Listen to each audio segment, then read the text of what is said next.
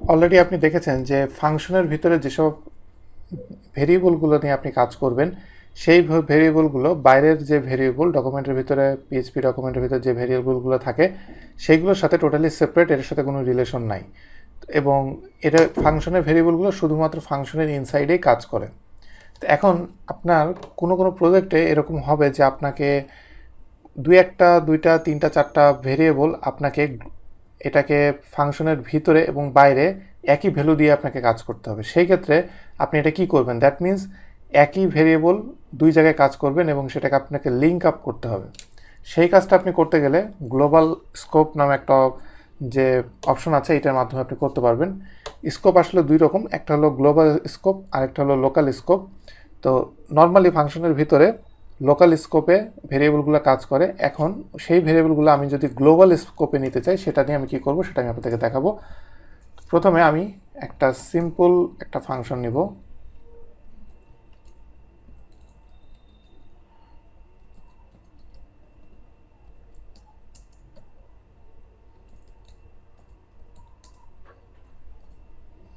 আচ্ছা, একটা লেখার আগে আমি প্রথমে একটা ভেরিয়েবল নিই, scope equal to out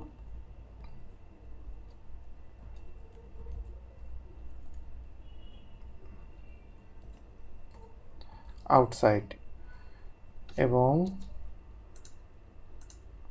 copy.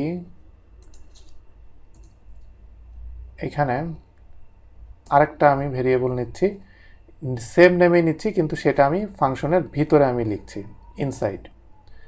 এখন আমি ফাংশনের ভিতরে আমি এটাকে লেখার পরে এখন আমি এটাকে একো দিয়ে আমি রিটার্ন করে দেখব যে আমাকে সে কি ভ্যালু আমাকে এখানে শো করে।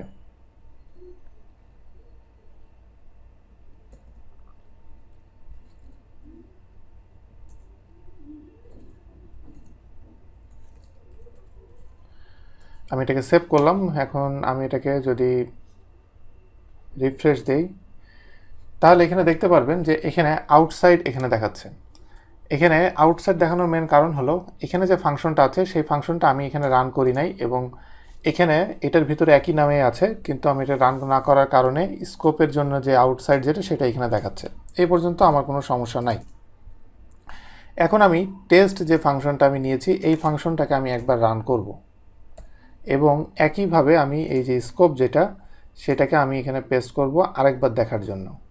তো আমি এখানে সেভ করলাম, এখানে আমি একটা নাম্বার দিই 1 এবং তারপরের যেটা সেটার নাম্বার দিই 2।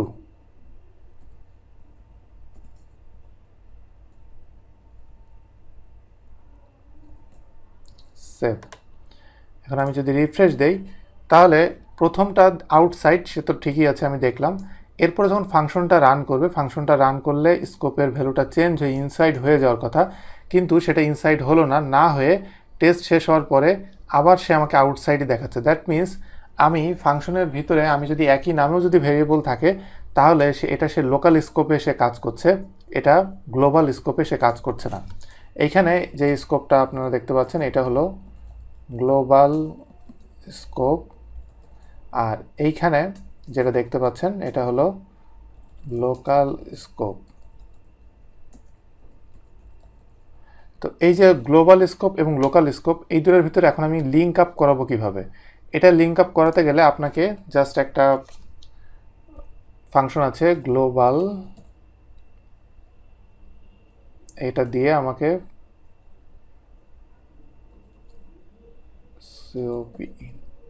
এখন আমি যে কাজটা করলাম এই যে গ্লোবাল যে কিওয়ার্ডটা দেখতে পাচ্ছেন এই গ্লোবাল দিয়ে আমি যদি এই ভেরিয়েবলটা ডিক্লেয়ার করি ফাংশনের ভিতরে, এখন ফাংশন যে কাজটা করবে এটার গ্লোবালি সে এখন চিন্তা করবে। দ্যাট মিন্স আপনি এই ভ্যালুটাকে বাইরেও আপনি কাজে লাগাতে পারবেন। এখন আমি যদি এটাকে রিফ্রেশ দিই তাহলে দেখবেন যে আউটসাইড ইনসাইড ছিল সেটা এখন আউটসাইড ছিল সেটা এখন আউটসাইড ইনসাইড হয়ে গেছে। আউটসাইড ইনসাইড হওয়ার মেন কারণ কি, কারণ এখন যেটা দেখা যাচ্ছে যে একটু আগে যেটা ছিল যে আমি প্রথমে আউটসাইড টেস্ট যখন হচ্ছে ভিতরে ঢুকছে, ঢুকার পরে সে দেখছে যেটা হলো গ্লোবাল, যখনই সে দেখছে গ্লোবাল তখন স্কোপের ভ্যালুটা সেইখান থেকে কাউন্ট করছে এটা হলো আউটসাইড। যেমন আমি এইখানে এটাকে আমি আবার সেম জিনিসটাই আমি আবার নিচে নিচ্ছি, এখানে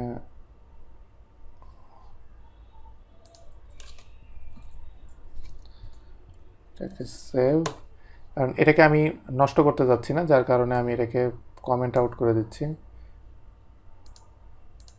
পরবর্তীতে আপনি এখানে কাজ করার সময় আপনার জন্য সুবিধা হবে, কাজে লাগবে।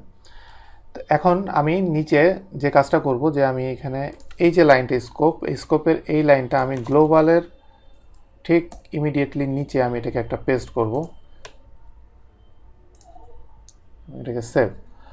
এখন তাহলে এখানে ভ্যালু, কয়েকটা ভ্যালু আমরা এখানে দেখতে পাচ্ছি, যেমন এটার নাম্বার আমি এখানে যদি 3 দেই এবং এটার ভ্যালু যেটা সেটা যদি আমি 2 দেই, দিয়ে আমি এটাকে সেভ করলাম, তাহলে আমি 3টা ভ্যালু পাবো 1 2 3।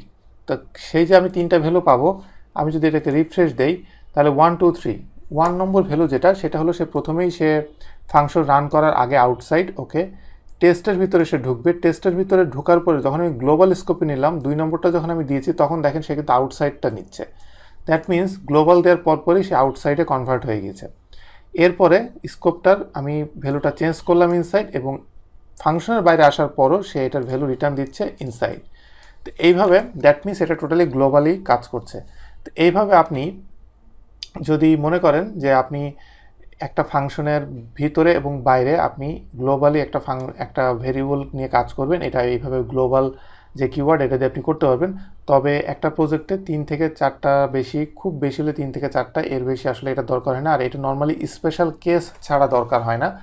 তো সবসময় ট্রাই করা উচিত যে গ্লোবাল স্কোপটা, গ্লোবাল এইটা ইউজ না করে ট্রাই করা উচিত, বাট অনেক জায়গায় আছে যেখানে আপনার আসলে ইউজ করার দরকার হয়ে থাকবে।